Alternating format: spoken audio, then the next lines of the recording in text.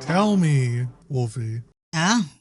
Tell me what happened with Smiling Friends. Oh. Smiling Friends, the darling everyone's been falling for. It was a series of things that happened on Twitter. Someone made a call-out post of one of Mr. Beast's friends, accusing her of being a pedophile because of an interaction she had with Shadman. And Shadman, for those of you who are lucky to not know, is a popular artist, hentai artist, who was all over the internet and very popular in like the 2012. He's like an edgelord, quote unquote, but he's really a pedophile. Like, classic. Full stop, a pedophile. Yeah. As and most edgelords are. Yeah. And in a big doc someone released, I guess, someone released one doc and be like, here's all the people that interacted with Shadman and are like friends, but it was like a bad list because it included people who just like looked in his direction. And then someone released a counter argument, I guess, saying, well, if you're going to judge me, well, you need to judge the creators of Smiling Friends too, because they did an interview and are close friends with Shadman, and that was not on my bingo card. No, we didn't. What do you mean they're close friends with Shadman? Not even close friends. The post said they're best friends. Best friend. Ugh. Like, yeah, numero uno, number one friend. How? And we found that out right as we were about to watch the next season of Smiling Friends for an episode. Yeah. And was like, well, never mind on that. Show is dead. Never mind. won't be supporting those creators. Womp womp. It's a shame too. They had such good things going for them. It was a really good show. It's funny. There's a lot of good. I think individual clips of the show are better than the actual show. Oh. But they had a lot of good stuff going for them. Very memeable.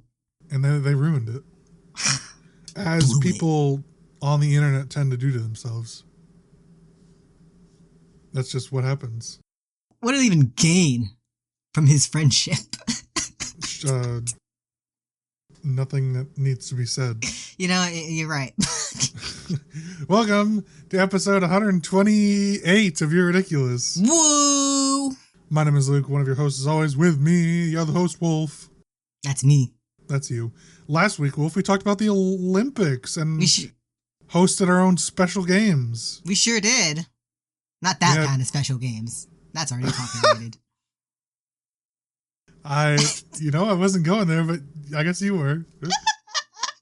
Took you out. You're speechless. I didn't think you were going to say that. That's right. That's not that kind of special games. Our own games that were special. Our own ideas for Olympics. What should be Olympic Games. Yeah. This week, though, now that the Olympics are over and done with. Shout out to who won. What? Shout out to who won. Shout out to them. We're going to be talking about Chained Together. Yeah. We'll jump right into it. I was going to explain the game, but that's your job. Oh, yeah. Chained Together is a co-op game that you can apparently also play solo, where you're in hell and you need to climb out of it. It is basically Bennett Foddy, but with friends. Yeah, it's a platformer parkour game. Sometimes a very slight puzzle game. It's less of a puzzle game, but it has puzzles in it. Yeah, very, very simple puzzles, but puzzles indeed. Very charming. Everyone's been playing it lately. Right. Now, rewind for a bit. We were originally playing Bread and Fred. We were. Now, do you want to talk about what Bread and Fred is? Bread and Fred is a game that takes this exact same concept, but does it worse. In almost every way. My buttons kept like unbinding, and so I kept missing jumps because I couldn't hit the grab button. Yeah. Your ping was like 7? Yeah, our pings were like noticeably different for some reason. We'll never know. I don't know why, and we're not even sure if it like mattered or not, but noticeably different. I mean, we're on opposite ends of the country, but like we played games together before and we didn't have any noticeable differences. Yeah. We're playing Chain Together and we don't have many differences. Bread and Fred was more parkour. Well, it was more difficult parkour. Would you say that's true? Yeah. They had a lot of things where you had to like grab onto walls and then another person would swing and you'd have to grab onto a wall and then let go and try to be more in sync. Right. And Chained Together is mostly just about either going forward or going up. Yeah. And it's always one of those, so you are never really have to figure out what you have to do. But like you said, our buttons were unbinding and we weren't even like customizing buttons. They just would stop working. Yeah. Like it was like Wolf said, the jump button would stop, or like the catch button, the E was like the grab onto button, and that would just like stop working. And we played, I think, for about 45 minutes, and then we just had to give up. I had enough. It was just unplayable. Even when we were like spamming the checkpoints, it was unplayable. We eventually found the auto checkpoint, or like resume at your last highest position.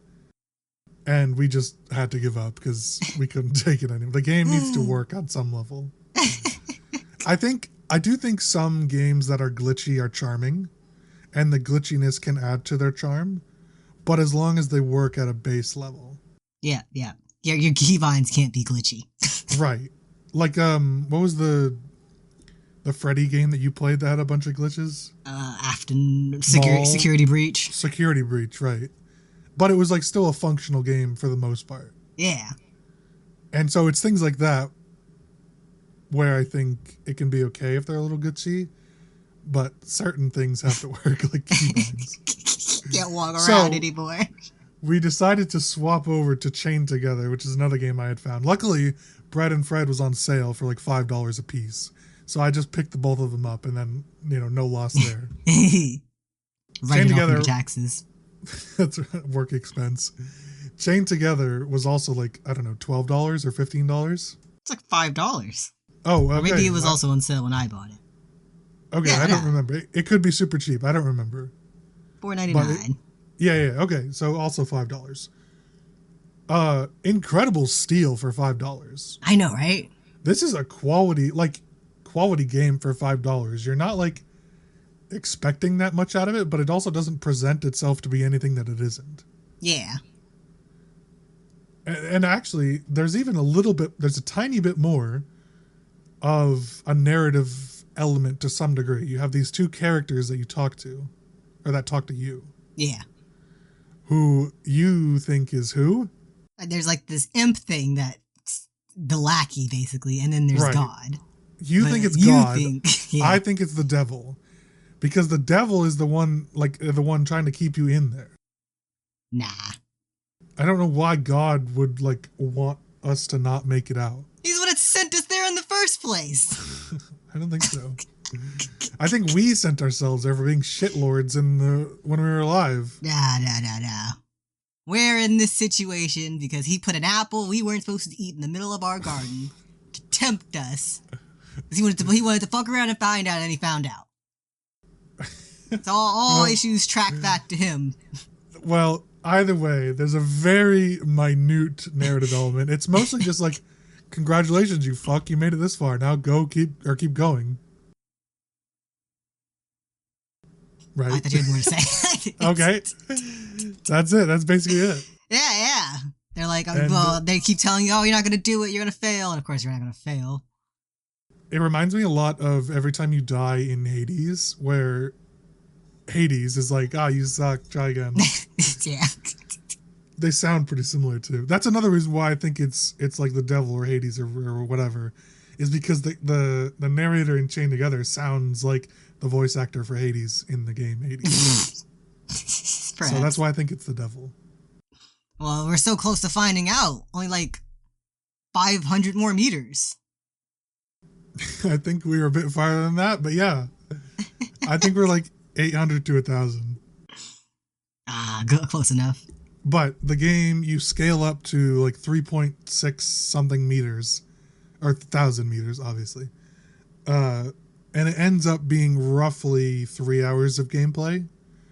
But apparently, if you want to complete everything, it's like 12 hours. Yeah, apparently there's secret bonus areas. There's bonus areas, side areas. You can get all the wings, which are some sort of collectible that I don't think gets you anything. However, we do have 11 of the 16 achievements. Oh, we're pros. We're pretty good, but there's no way we're getting all of them. Oh, no, not at all. Not committed enough. No, not even a little bit. We have not even really explored the side areas. I didn't even know they existed till you brought them up. Well, I didn't notice until that one specifically, because that one was like really obvious. Yeah. There was one. Each area is like themed around something, sort of like a location, and then each time you progress, you unlock a new area. And apparently, there's side events or side like locations in each area. But the Asian Shrine, which is the one we just reached about an hour ago, had like a very obvious like side platform to go explore. Yeah. We didn't bother doing that. No time for that. One thing that I mentioned to you earlier yesterday, or whenever we last played 2 days ago, was how the achievements go down progressively the higher you get. Yeah. Which I think is really funny. You start off in the underworld, and 92% of players get that. Yeah. And then of that 92%, 86 reach the Hell Cliffs, then 77 reach the race car, and then it keeps going down fairly steadily in that manner. Once you get to the city, which is like the 5th area, or the 6th area, it's 50%. 50! Then it drops to 42, 39, 37, and then 29, and then an additional 29. So most people that reach the temple also reach the Asian Shrine. I see. And then obviously after that, who's to say? Falls off exponentially each time. It really does. It's pretty significant, the drop every time. It's close to 10 points on every single new area. Impressive. Which, impressive for us. I know, right? We're the 40%. We're the 50%. That's right.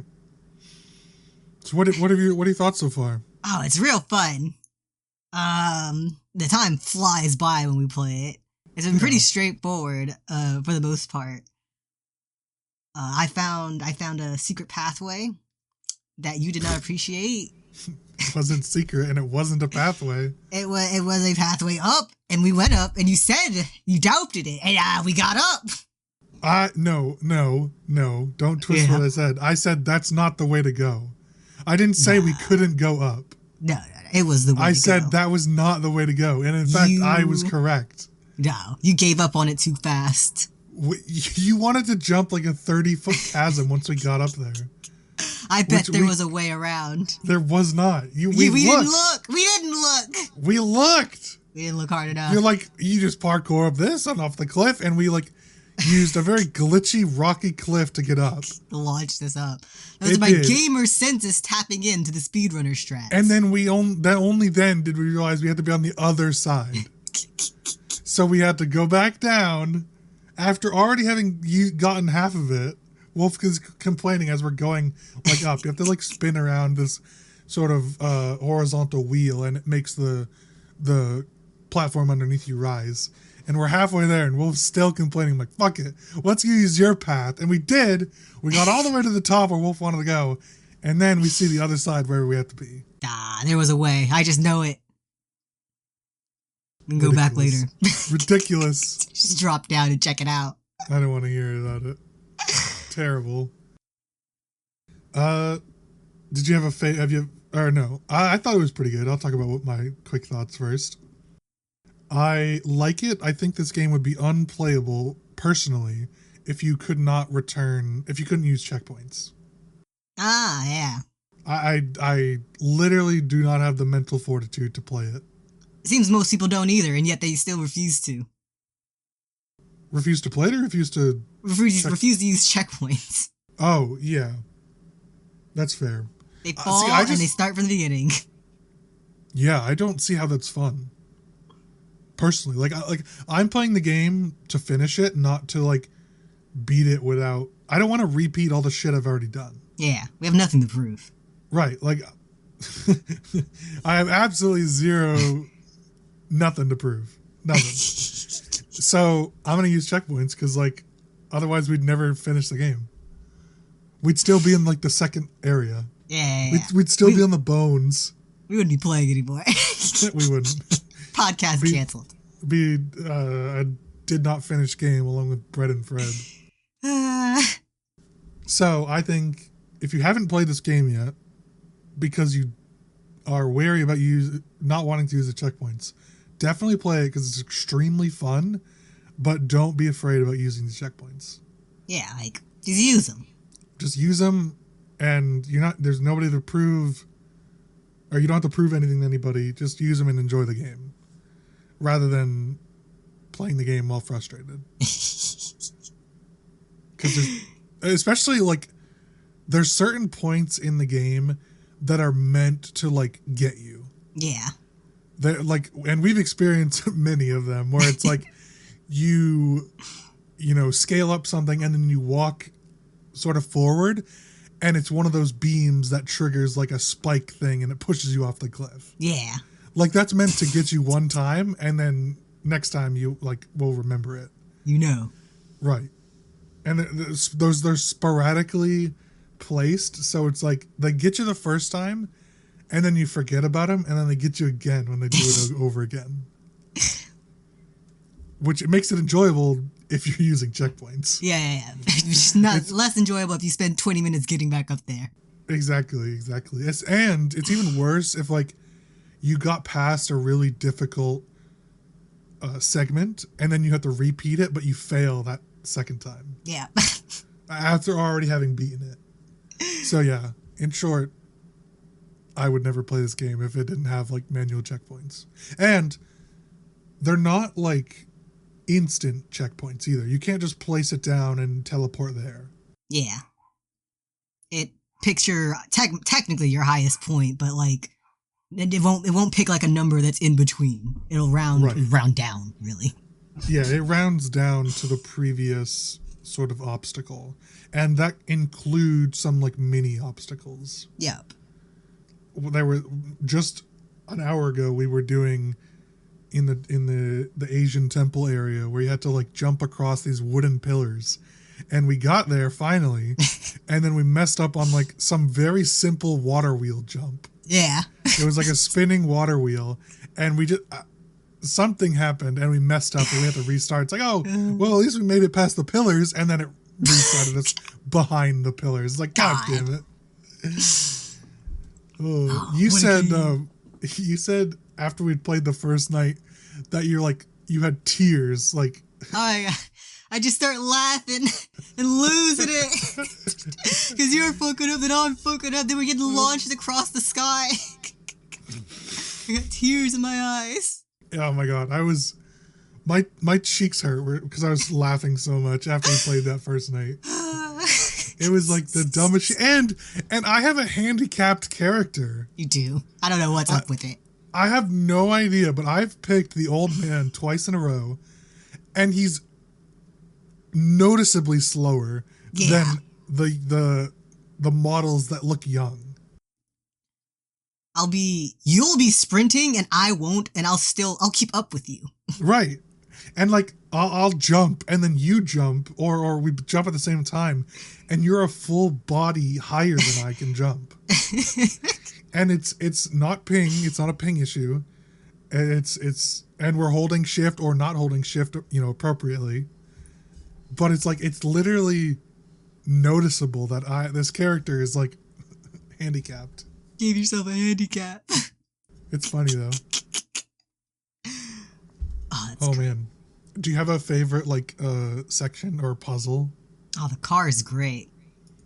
The one you couldn't do? I did it second time. I drove the car the first time, and you're like, "What are you doing? You're losing." I'm like, "It's difficult. It's only front wheel drive, and it's like it wants to fall off. It's very like back end heavy. Yeah. And then you tried it twice and got booted off on like the first obstacle. It was great. It was short. It was a short-lived experience, and I loved it. You also drove the forklift. That was great. Or it was like a steamroller. There were a couple of them. Yeah. Vehicled. I hope that was like in the construction subway area. Yeah. I like that they have like the aesthetic changes every time, that it's not just like hell. Yeah. It's prettier, different sights to see. And I think what it does better than Bennett Foddy, aside from the controls not being intentionally shit, it throws in little fun things to do. Like, they're not really puzzles, and they're not really obstacles, but you can do them, and it's neat, and it's fun. Like the catapults, or... Yeah. There was something else. Something else.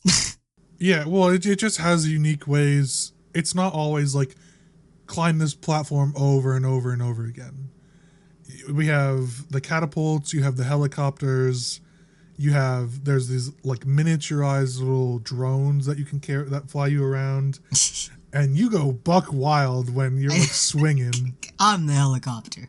Yeah, and there's like bridges of varying sizes and like rotating objects that you can, like, they're not difficult to get across, but they present a challenge more than just like walking forward. Yeah. And I think that is like really to its benefit, as you said. It keeps the sort of repetitive nature of gameplay somewhat fresh. Good on them. Yeah.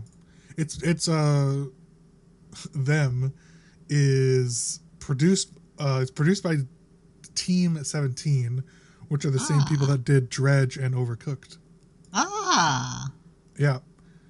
It's the developer though is Anegar Games, which is different. Some people, some new peeps. Yeah, but Team 17 like, produced it or whatever. Overcooked was great. Overcooked, yeah, and Dredge. Dredge was good too. Yeah. Dredge more recent. Yeah. Overcooked probably more popular though. Another multiplayer one. Yeah. We played roughly 4 hours of this game, and I have not grown tired of it.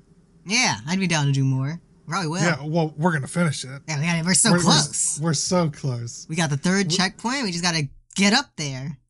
Yeah, so we kind of mentioned that you can do like regular checkpoints, but there are 3 in-game that like help you at like 500 meters, 1500, and then somewhere around the 2500 range. Yeah, because you can slip and fall all the way back down to the bottom. Yeah. You can also slip and like grab onto something midway. Like you fall the whole time, and if you don't do anything, you'll hit the bottom. But you can hit things on the way down and then grab you and, prevent some amount of reset. That's what the wings are for. Yeah, I don't know what the wings... They're for that. They slow you when you fall. So you're more like floating. Is that true? Yeah. Oh, I didn't notice. It said it. Oh, I wasn't paying. I was probably talking. Well, that was like the one of the times like the devil or God was talking and like, there's a boat, and I'm like, what? What boat?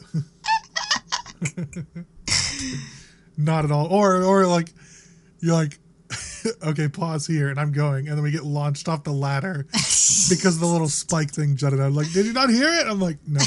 they're like go shink every few seconds, and we can hear it as we're wandering around lost on the boat. We get up there, and he just stares at it. I wasn't paying attention. I was too busy thinking about other stuff. Thinking too much. Listen, it's part of the gotcha mechanic thing that like that you forget about it, and then because I haven't done it in a while, and then they do it, and then you get surprised by it. And the sound cue that plays every few seconds. Well, I'm not listening to that. I'm listening to you and you complaining and you're screeching. Not me complaining. Yeah, well, I'm the one complaining because you get stuck on the simplest ones. I do. On the ones that are like walk forward and don't get hit, or like just walk on the log and then jump off the log. Like the most basic ones you struggle with, and it's a lot. I'll sit there for like 10 minutes and then I'll ace the super complicated one while you're struggling. Yeah, like the ones that are actually hard, or harder, but then you can't just like walk forward onto a beam. My gamer senses aren't tuned for that. You always want it to be more difficult than it is. You're ready for the difficulty setting. Oh. This game surprised me. Ah. Well, I didn't think I would like it as much as I do. I says. I honestly thought you wouldn't like it either. Right. Well, I'm not normally like a huge fan of it. I did want to try Bread and Fred. That was my idea. And it was on sale, so I got it for us. And then I sort of, I don't know who said it. One of us pointed us this other game out. Or I said it because you're like, isn't that game like 5 years old? Oh yeah. And it had came out the previous Wednesday from when I had said it. It sounded old. I felt like I'd heard of it before. Yeah. I mean, the concept is not entirely novel. But I think they do it in a really good way. Yeah. Like, the graphics aren't like anything to write home about, but they're honestly not bad. It feels like, I mean, the graphics aren't relevant to the gameplay. So. Yeah. But like, you know, it's not ugly to look at. Yeah. I forgot. I forgot. It's kind of like an updated Gmod is kind of what the graphics look like. That tracks. Oh, I remembered. Oh, go ahead. It does really well for being a 3D one, because usually these types of games, they're like 2D side-scrollers. But this one's 3D, and it does it really well. You mean like classic Mario games? Like Bread and Fred, or the other one I was thinking of, where you're like a bunch of little small cube creatures, and you can play with like 8 people. Oh, yeah. Oh. I can't remember what that game is called. But That's yeah, I know what you were talking about. That's what you thought I was talking about? Yeah, when you first brought it up. Oh, well, you thought I was... Yeah, because that one is like somewhat old, I think. I'm not entirely sure when it came out. I know Rainie has played it recently. I want to know what it's called. Hunting it down. It's going to bother me. Oh, Pico Park. Oh, Pico Park. Is that not the one you're thinking of? That's right, that's the one. Yeah, Pico Park is like the cubed people. That one, though, is like... You can play with up to 8. This one's just 4. We also had thoughts about inviting another player. We never did. Well, maybe next week. Well, now we're so far in, there's no point. Right. Maybe riding off our coattails. Riding our success. We should see if we can play... I do want to see how Julie would do in this, though. Or Rose, I mean. Either Rose, one. Lose her mind. Well, Rose would lose her mind. It'd be so funny, though. We were like, oh, we can invite another player. And it's like, who would you want to invite, Laura? Blow my brains out. We'd still be on the floor. It should be We'd find a way to go lower. As the real punishment, you're just going further down. She'd grab like a pickaxe and start digging. No, apparently she can't manage that either. She can't. She did not know how to dig in Minecraft. She thought because she played creative mode that you only have to punch the ground once in survival mode. And we're like explaining it to her for like 5 minutes. And she's like, no, I'm doing that, really. I was screaming at her to hold down the button and she just tapped it. So yeah, we will not be playing Chain Together with Lauren. Oh my god. Oh man. All right. Final thoughts on this game? 9 out of 10 game. 8 out of 10 game. I can't wait to see what the ending is. I can't wait to see that I'm right and that it is God that we're talking to. Yeah. Could be. Play it if you haven't yet. You can even play it alone if you don't have friends. You can play it alone, though. All the reviews that I've seen said play with at least another person. Arguably, it's probably easier with more people. 3 seems ideal because then 4 is too much. Yeah, 3 people. Because before we wrap this one up, there's a couple things that we thought were missing from this game. I wanted to be able to emote. Oh yeah. I wanted to, like, some sort of like point or break, like dance or just anything that like I can do while I'm waiting for my partners to like jump or do whatever. Yeah. And then we also agreed that the pull system needs to be better. It's a little wonky. You have to like face, like if you want to pull somebody up after they've fallen, you have to like be able to face them and be on stable ground. Yeah, or you have to fight against their weight too. You fall more than I fall, or at least I catch you more than you catch me. Yeah, it's true. It's true. I don't understand how you do it though, because like I can't fight against your weight and pull you up almost ever. I think it's just sheer force of will. You do it almost every time, and I don't get it. I'm mashing all the keys. I'm hitting E. One of the where'd it go? They're really good. Oh, one of the reviews on Steam was fun. I hope to never play it again. Another one was needs a shove button. Another one almost smashed my PC into pieces. Would recommend. And then this is my favorite one. Started playing the game with a friend, ended up playing the game alone. I don't want to play with you anymore. Drops in the trash can. Yeah, I rate this game a solid 8 out of 10. It's good. It's really good for what it is, and I've enjoyed it a lot more than I thought I would. Oh, check it out if you haven't. But wrapping up, moving along to Rain's question of the week. Wolf, what is it? This week's question of the week is, what would you replace handshaking with as the typical greeting for meeting a new person? So instead of, shaking everybody's right hand and saying some sort of greeting, what would it be? You go first. You strike a pose. And everyone will have their own unique pose, but you have to strike a pose. There can be like some default poses that you teach children, so they just know how to know that they have to do it. But then you like grow and put your own flair on it. Okay. What would be your pose? You didn't even think? I don't know. Probably. What's that? Let's say probably the Sailor Moon pose. For the irony. I do the Fortnite default dance. That's not a pose. That is, sure, it's a pose. You just pick one frame from it. I'll do just this. That'll be part of the pose. Just like 2 fists out when you're like about to do the dance part, and that'll be my pose. Oh, perfect. That'll be good.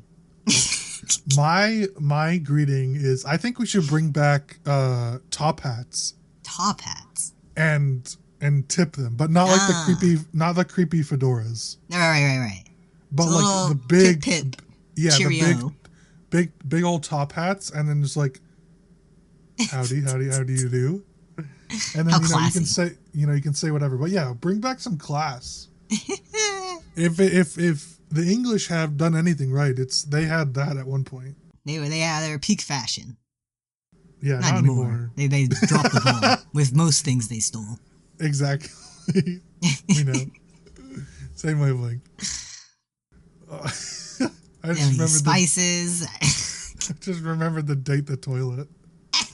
I'm excited for that game. Don't spoil it. They know. We're one of the games we're looking forward to is Date Everything. I think that's what it's called. Where you're like, you get special glasses and you're in a house, and there's like over 100 dateable things, and Wolf and I both said at the same time, we can date the toilet. First option. Yeah. I'm excited for that. I can't wait. We're definitely going to play it, possibly together, maybe both separately. Who knows? One day. But Wolf, take it away. I'm Wolf, taking things away. Thank you for watching episode 128 of You're Ridiculous. Woo! If you liked all that, be sure to hit the like, comment, and subscribe button. Hit the bell so you get notified of the next episode. If you're watching on a podcast website, be sure to hit the plus and give us 5 stars to support the show. You can follow us across the internet, the main cast at ridiculous_cast on Instagram, Twitter, and TikTok. You can follow Lucas at 7AngryWasps with an E, and you can follow me at Rainbow Does without the W. We'll see you guys all again next week, but until then, say goodbye. Bye-bye. Goodbye.